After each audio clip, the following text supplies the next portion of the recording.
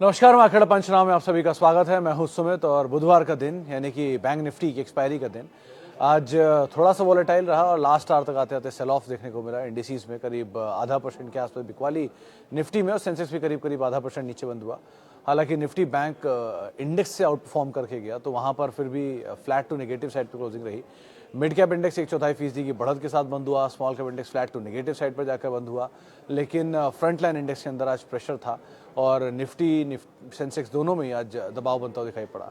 Buying थी आज infra में, प्रेशर था आज मेटल में, आईटी में। अच्छा खासा सेल ऑफ था आज मेटल में और आईटी स्पेस में, लेकिन फार्मा में खरीदारी थी, जोरदार तेजी थी। इनफैक्ट एफएमसीजी में खरीदारी थी जिसको लीड कर रहा था आईटीसीएस शेयर, जहां पे खरीदारी आते हुए दिखाई पड़ी। फार्मा में तमाम बायोकॉन एंड ऑल सब में खरीदारी थी।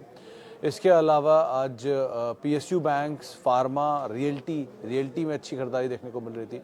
न्यूज़ फ्लोज ड्रिवन था। आज का इवेंटफुल डे था तो पहला बड़ा ट्रिगर तो आज अदानी समूह और हिंडनबर्ग मामले की सुनवाई थी, तो वहाँ से क्लीन चिट ऑलमोस्ट सेबी की तरफ से सुप्रीम कोर्ट की तरफ से आते हुए दिखाई पड़ी अदानी ग्रुप को, जिसके बाद पूरे ग्रुप में खरीदारी थी। अदानी समूह के तमाम शेयर देखेंगे तो आज सब में ही कैश मार्केट शेयरों में 10-15% तक की तेज़ी थी और एफ&ओ के शेयरों में भी 2 से 5% तक का उछाल आता हुआ दिखाई पड़ा। इसके अलावा दूसरे जो बड़े इवेंट्स में एक बजाज ऑटो का बायबैक आया। बजाज ऑटो ने घोषणा की कि 8 जनवरी को वो बायबैक के ऊपर विचार करेंगे और इस खबर के बीच में बजाज ऑटो 7,000 के पार पहुंचा। मार्केट कैप भी करीब करीब 2 लाख करोड़ बजाज ऑटो की पहुंचते हुए दिखाई पड़ी और अच्छी तेज़ी वहाँ देखने को मिली। नए रिकॉर्ड स्तरों पर वहाँ पहुँचा। अदरवाइज लॉजिस्टिक में आज खरीदारी थी, आज श्रिम्प कंपनियों में खरीदारी थी। ओवरऑल मार्केट में सेंटीमेंट बेटर था। 1650 पौने 1700 शेयर ऐसे थे जो कि तेज़ी में कामकाज कर रहे थे। 1400-1450 शेयरों में बिकवाली का दौर बनता हुआ दिखाई पड़ रहा था, लेकिन ओवरऑल जो सेंटीमेंट था वो बेटर साइड पर था। ग्लोबल सेंटीमेंट वीक था तो वो फ्रंट लाइन इंडेक्स पे इम्पैक्ट करके गया, लेकिन ब्रॉडर मार्केट्स बेटर साइड पे थे। कल से अब 2-3 चीज़ें जो शुरू होंगी। कल से पहले तो अर्निंग शुरू होगी। जीएम ब्रिवरीज के साथ पहली अर्निंग कल शुरू होने वाली है Q3 की।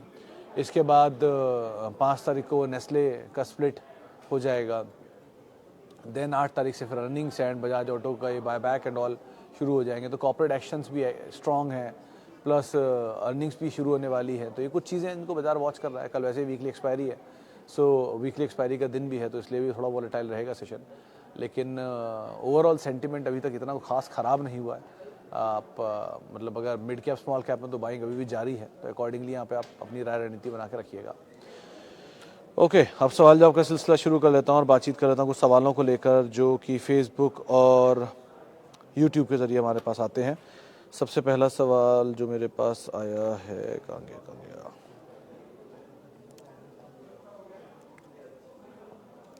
ओके, सबसे पहला सवाल सर, कल आपने कहा था कि सीजी पावर एक ऐसी कंपनी है कि जैसी एक और शेयर पे रिसर्च की है, पर नाम बता दीजिए। वो सीजी पावर जैसी नहीं है मुकेश जी। मैं कंपनियां पढ़ता रहता हूं हर टाइम, क्योंकि कोई भी कंपनी में वैल्यू है या नहीं आइडेंटिफाई करना होता है। मिसाल के तौर पे जैसे पीटीसी इंडस्ट्रीज़ है, वो एक अच्छी कंपनी है जो डिफेंस में कंपनी कामकाज करती है। 6,000 रुपये पर उसमें आशीष कचोलिया को उन्होंने शेयर अलॉट किए हैं प्रेफरेंशियल अलॉटमेंट में।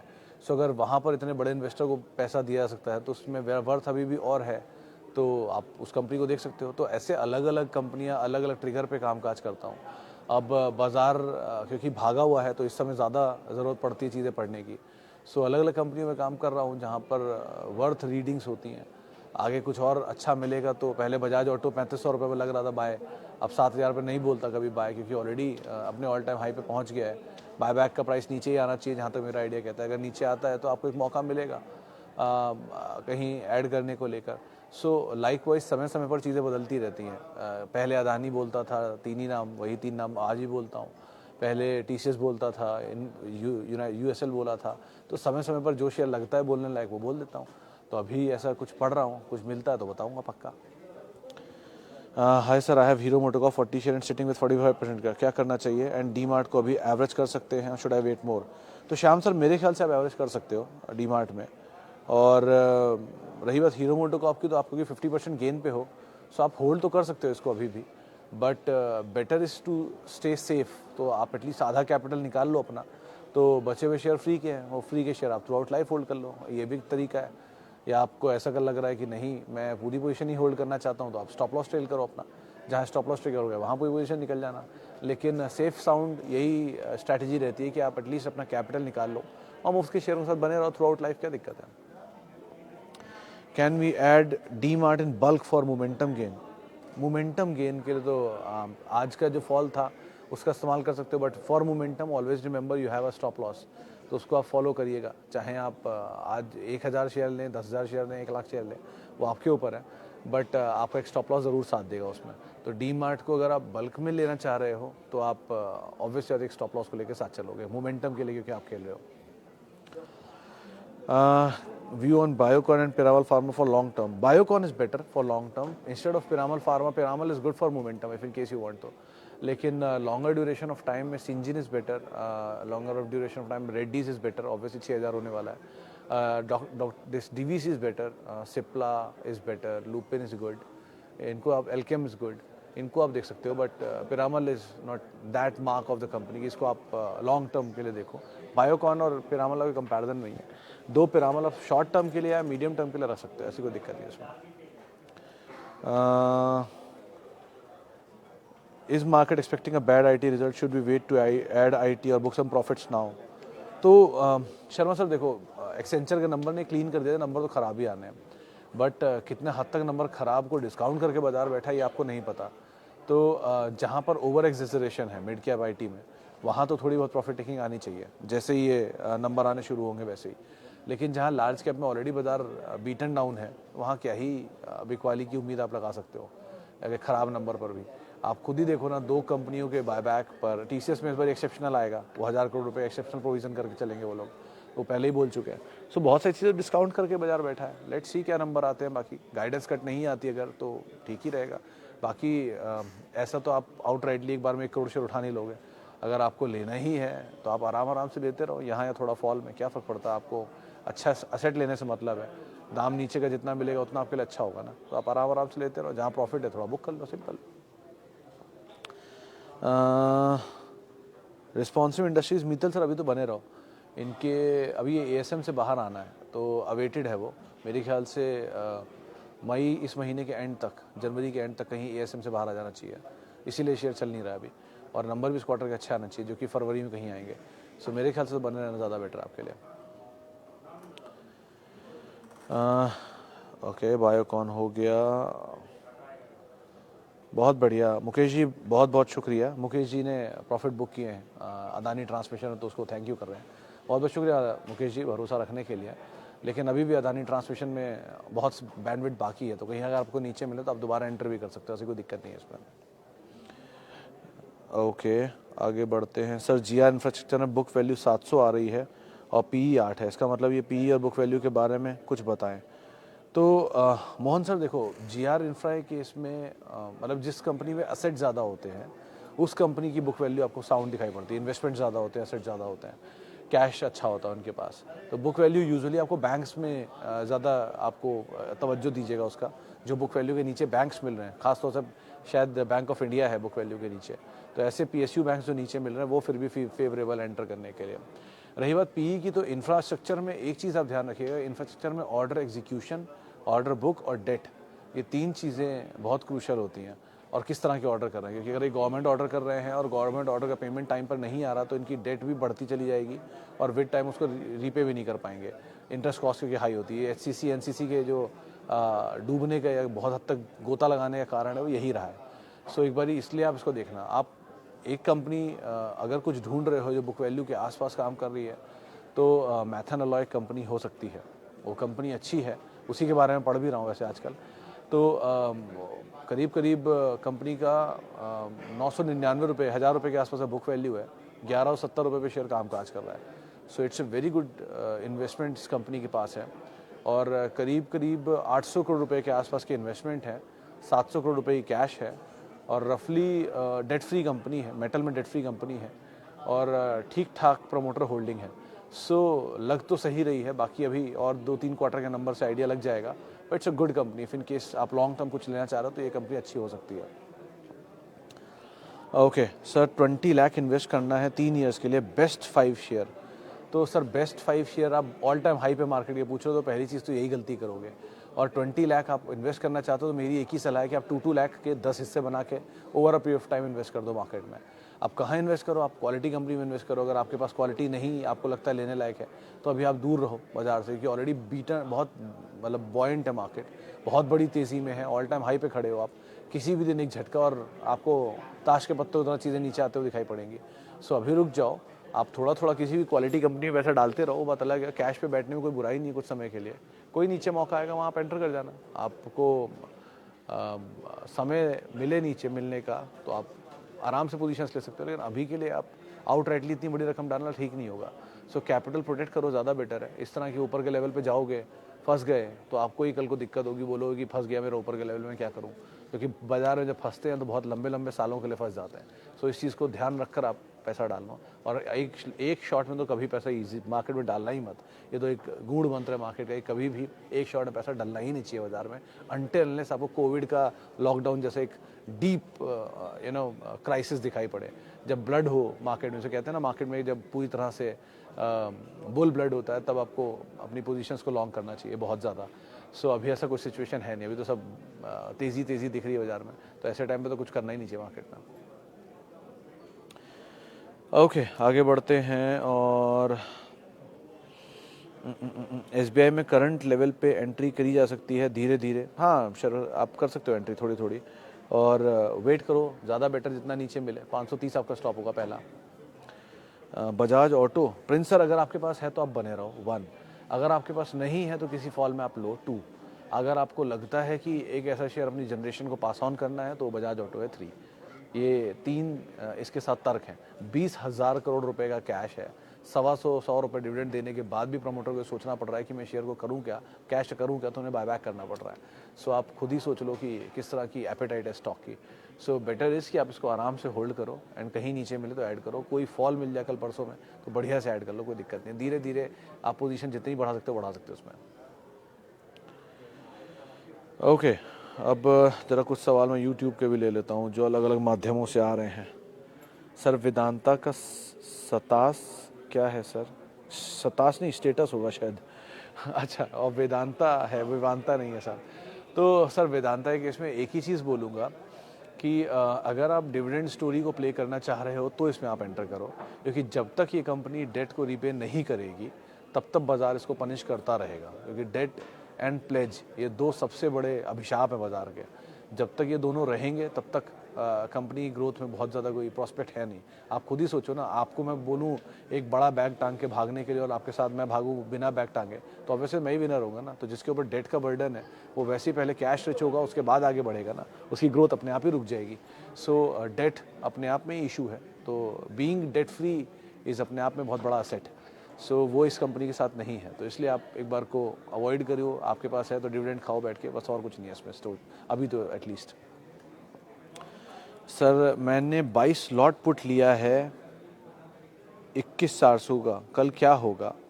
ठाकुर सर वैसे तो मैं आई am not the right man जो शॉर्ट टर्म मार्केट को ट्रैक करता हो, लेकिन अगर आप मोमेंटम प्ले कर रहे हो, 21,400 की आपने पुट ली हुई है, यानी कि I think in the money पे ही हो आप अभी तक। तो बेटर इसकी आप 21,500 पे खड़ा है, 100 पॉइंट नीचे का 21,500, 21,600 पे फ्यूचर है और आपने 21,400 की पुट ले रखी है। सो है तो आप थोड़ा डीप साइड पे ही। बेटर इसकी आप मोमेंटम को ही चेज़ करो सर। अभी तो क्योंकि कल एक्सपायरी है, अगर कल ज़रा से बाजार में शॉर्ट कवरिंग आ गया तो आपके पुट की वैल्यू खत्म हो जाएगी, तो ज़रा उसका ध्यान रखना। हैवी वेट में रिलायंस में स्ट्रेंथ है, ऑल टाइम हाई पे रिलायंस अपने, अगर आप जियो की वैल्यू मिला दो तो। सो बाजार में ऐसी कोई हैवी वेट में सेल ऑफ नहीं आ रहा है, और अर्निंग से पहले आईटी हल्का हो रहा है, तो सामने एफएमसीजी खड़ा उसके। तो कल वैसे भी नेस्ले के स्प्लिट से पहले शायद थोड़ी बहुत बाइंग आए वहाँ पर, तो ज़रा आप ध्यान रखना। मतलब एक बहुत ही स्ट्रॉन्ग मोमेंटम अगर मिलता है तभी उसका फ़ायदा उठा के निकल जाना, एल्स टाइम मत देना इसको, क्योंकि टाइम दिया तो प्रीमियम डिके हो जाएंगे आपके। ओके, आगे बढ़ते हैं। Dalmia HCL Hindalco, Dalmia first preference, HCL second preference, Hindalco third preference, आपने सही लिखा है, उसी लिहाज से आप ऐड कर सकते हो। Thanks sir. Gland Pharma bought at 1076, what to now? तो सुभाष जी आपका पोजीशन ऑलरेडी डबल हो गया होगा मेरे ख्याल से, आपकी जो प्रॉफिट है वो डबल हो गए होंगे। सो मैं ये सजेस्ट करूँगा कि आप कम से कम 60% 70% अपनी कॉस्ट निकाल लो और फ्री के शेयरों को थ्रू आउट लाइफ के लिए छोड़ दो। सो 800 रुपये आपका स्टॉप लॉस था, वो अब कोई फ़ायदा नहीं उसको बोलने का कि ऑलरेडी बहुत भाग चुका है वहाँ से। बट बेटर इज़ कि आप अपने कैपिटल को निकाल लो और फ्री के शेयरों को होल्ड करो थ्रू आउट लाइफ। तो आधे शेयर आपके फ्री के हो जाएंगे, आधे शेयर आप हमेशा के लिए छोड़ सकते हो, जितने भी शेयर उसमें से। एक कंपनी जिसे आप रीड कर रहे हैं जिसमें कन्विक्शन की बहुत है आपको, can you name that company for my watch list? तो मोहम्मद सर, मैं सबको पहले ही बोला, अब फिर बोल दे रहा हूँ, वो कंपनी है मैथन अलॉयज़। मैं भी उसको पढ़ रहा हूँ, लेकिन मैं अभी इतना कन्विक्शन से बायस पे बोल नहीं सकता हूँ। So it is a good company जो मुझे उसके नंबर्स में दिख रहा है, लेकिन इस क्वार्टर के नंबर के बाद बहुत कुछ डिपेंड करता है। तो आप लोग चाहो तो आप ऐड कर सकते हो, उसमें रिस्क कम है। 1000 रुपये आपका एक स्टॉप लॉस रहेगा। और अगर आप मतलब अच्छी क्वांटिटी में चाहते हो, अच्छी क्वांटिटी में ले सकते हो, समय देना पड़ सकता है इसको। लेकिन इस बाज़ार की तेज़ी में एटलीस्ट कुछ मुझे जो वैल्यू में दिख रहा है वो ये है। वैल्यू इसलिए है, एक तो बुक वैल्यू के करीब है 1, दूसरा मतलब इन्वेस्टमेंट है। मेरा एक बहुत सीधा फंडा है कि मैं हर वो कंपनी पहले प्रेफरेंस में लेता हूँ जहाँ पर डेट नहीं होता। तो इसलिए डेट फ्री कंपनी, मेटल की डेट फ्री कंपनी अपने आप में बहुत बड़ी बात है, क्योंकि केपेक्स वाली का सेक्टर है और उसमें इनके पास डेट नहीं है। 2, इस कंपनी पे 1000 रुपया बुक वैल्यू यानी कि करीब करीब 800 करोड़ रुपए का इन्वेस्टमेंट है, जो पर शेयर वैल्यू में बैठता है करीब करीब 400 रुपये के आसपास, 300-400 रुपये पर शेयर सिर्फ इन्वेस्टमेंट की वैल्यू है। ये बजाज ऑटो के लिए ट्रिगर बना था जब मैंने बजाज ऑटो 3500 रुपये में बोला था इधर। डिविडेंड कम देती है, लेकिन प्रमोटर होल्डिंग मतलब 3 करोड़ 2.5 करोड़ शेयर है मार्केट में, 75% प्रमोटर के पास है। सो लग रहा है कि बहुत ज़्यादा डाउनसाइड है नहीं। रिसेंटली एनएससी में इन्होंने 300 करोड़ रुपये डाले हैं और सारे पीएसयू कंपनियों के अंदर इनका पैसा पड़ा हुआ है, चाहे एचपीसीएल हो, बैंक्स हो। सो इस क्वार्टर के नंबर के बुक वैल्यू और एडजस्ट होनी चाहिए। सो आई थिंक आप अगर देख रहे हो तो ठीक कंपनी है, पढ़ सकते हो। बाकी कुछ नया समझन जाए तो मुझे भी समझाना please. Greaves Cotton 250 share 155। I have since August 21 in last 1 year started hold और exit. I think you should hold Ashish ji. और नंबर्स पे इनके नज़र रखना, लास्ट क्वार्टर नंबर वीक थे, इस बार के नंबर में नज़र रखना आप। बीएल को इतना बड़ा ऑर्डर मिला तो माउली सर एक बहुत इंटरेस्टिंग बात बताया था आपको। 19,400 करोड़ रुपए का बीएचईएल का ऑर्डर है। उस 19,400 करोड़ रुपए के ऑर्डर में किसी और ने बोली ही नहीं लगाई थी। एलएनटी ने बोली लगाई थी, फिर बोली अपनी वापस खींच ली थी, क्योंकि इस ऑर्डर में मार्जिन ही नहीं है, इसलिए उन्होंने मार्जिन में लगाया नहीं। 3% 4% के मार्जिन पे कंपनी ने ऑर्डर लिया ये वाला। तो बीएचईएल को ऑर्डर तो मिल रहा है। एक चीज़ आप ध्यान रखना सर, कि मैं आपको ऑर्डर दे दूं लेकिन आप ऑर्डर पूरा ना कर पाओ और आपके मुनाफे में ना दिखाई पड़े, तो ऑर्डर किसी काम का नहीं है। सो बीएचईएल के इस क्वार्टर के नंबर में अगर ऑर्डर एग्जीक्यूशन ठीक नहीं आया या ऑर्डर का रिफ्लेक्शन नंबर में नहीं आया, तो जितनी भी तेज़ी है वो सब फिजल आउट होने के लिए भी तैयार रहना आप। सो एक तरफा कुछ भी नहीं चलता इस दुनिया में, कहीं ना कहीं किसी न किसी चीज़ को अंत होना ही होना होता है। So I am not against BHEL, but यही बोल रहा हूँ कि कहीं अगर लॉजिकली इसके पीछे सपोर्टिव प्राइस नहीं आया, सपोर्टिव प्रॉफिट नहीं आया, तो इसकी तेज़ी खत्म हो सकती है, क्योंकि एक तरफा चला है तो एक तरफा बिकवाली भी आएगी। सो ज़रा ध्यान संभल के ही इसमें आपको कॉल लेना, और अगर आपके पास है तो अपने स्टॉप लॉसेस को ट्रेल करते चलना सीधे सीधे। I have 19 USL 10 Sun Pharma, both 40% profits, hold और cell.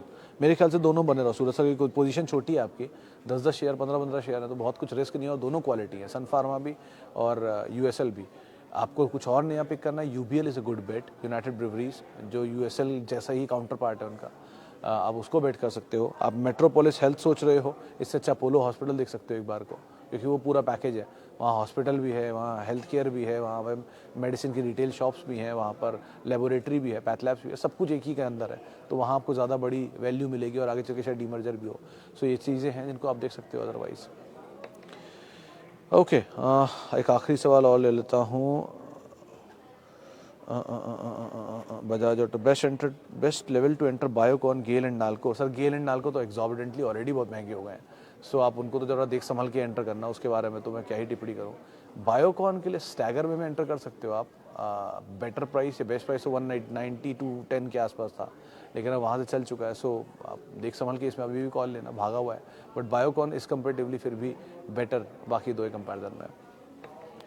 32% profit Nama Raja, but I am thinking of adding more in this account. Can we do fresh entry in Adani Ports? किसी fall में Aarush sir आप enter कर सकते हो। Adani port, power and trans, हर बार की तरह 3 ही नाम लूँगा मैं।